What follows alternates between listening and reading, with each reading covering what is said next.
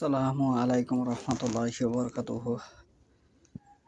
আলহামদুলিল্লাহ ওয়া সাল্লাতু ওয়াসসালামু আলা মাওলানা নবী ওয়া দা আউযু বিল্লাহি মিনাশ শাইতানির রাজিম বিসমিল্লাহির রহমানির রহিম। কুল ইয়া আহলাল কিতাবি লাস্সাতুম আলা শাইইন হাত্তা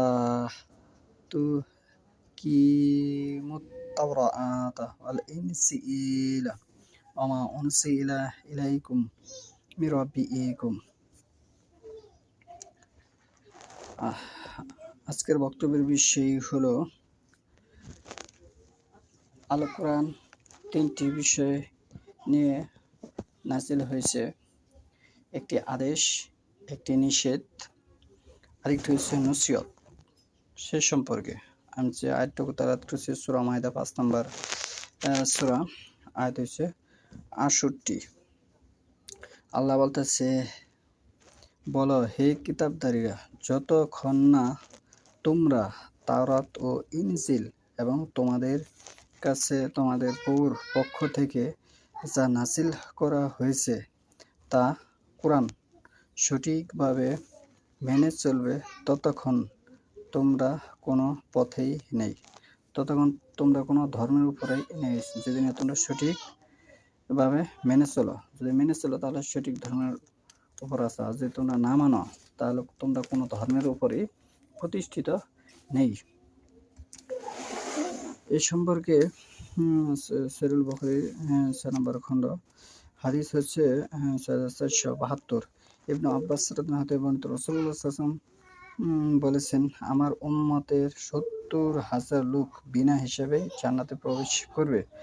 তারা হবে এমন লোক যারা যার ফুকের আশ্রয় নেয় না, শুভ অশুভ মানে না এবং তাদের প্রতিপালকের উপর ভরসা রাখে। হাদিস সহিহুল বুখারী ৬৪৭২। তাহলে এখানে আপনি কোরআনের যেমন সূরা ফাতিহা, এটা মুখে বললেই কি হবে? সওয়াব হবে। কিন্তু সিয়াম, রোজা, এটা মুখে বললেই হবে না। এটা পর্বত থেকে এবং সূর্য ডোবা পর্যন্ত পানাহা এবং পানাহা থেকে বিরত থাকতে হবে এবং অপছন্দনীয় কথা থেকে বিরত থাকতে হবে, তাহলে এই সিয়াম এবং রোজা হবে। ঠিক অনুরূপভাবে আল কোরআনে ২৪ নিষেধ থেকে বিরত থাকতে হবে, তাহলে আপনি যে দোয়া আল্লাহর কাছে করবেন সে দোয়া কবুল হবে। অনুরূপভাবে ২৩৫৪টা আদেশ আছে, এই আদেশ আপনার পালন করতে হবে, তাহলে আপনি আল্লাহর কাছে যা চাবেন তাই আল্লাহ কবুল করবেন। এবং নসিহত করতে হবে। নসিহতের কতগুলো বিষয় আছে, নসিহত করতে হবে। সহিহুল বুখারী ৬ নম্বর খণ্ড, হাদিস ৬৪৭৪। সাহাল ইবনে সাদ রাদিয়াল্লাহু আনহু বর্ণিত, রাসূলুল্লাহ সাল্লাল্লাহু আলাইহি ওয়াসাল্লাম বলেছেন, যে ব্যক্তি তার দু চোয়ালের মাঝের বস্তুর জিহ্বা এবং দু রানের মাঝখানের বস্তু লজ্জাস্থান এর জামানত আমাকে দিবে, আমি তার জান্নাতের জিম্মাদার। আল্লাহ সাল্লাম নিজে, যে তার এই দায়িত্ব আল্লাহ সাল্লাম নিজে নিয়েছে।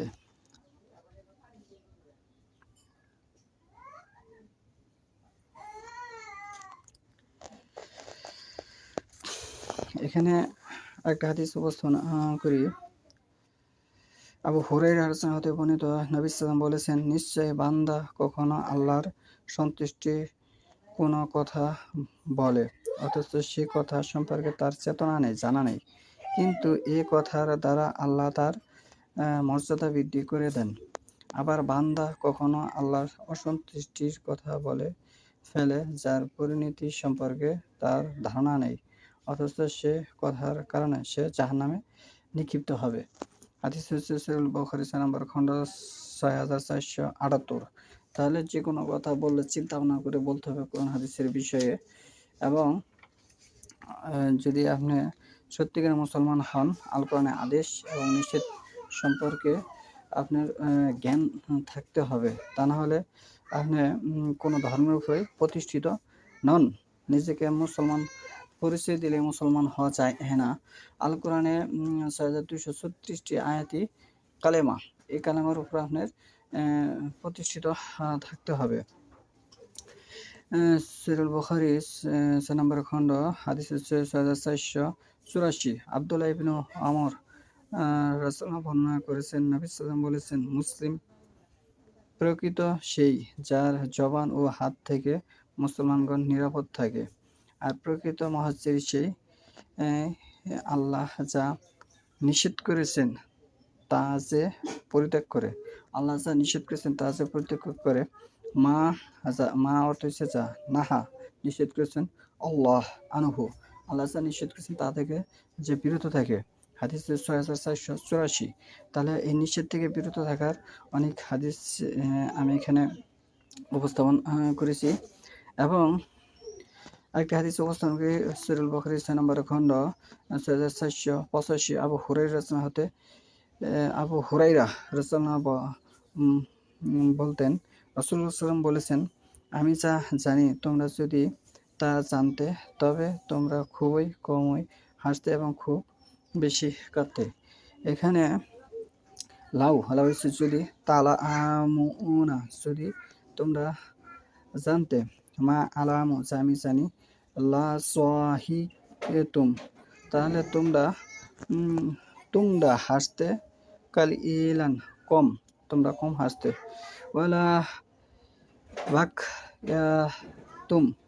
তোমরা কাসীরা বেশি কাঁদতে।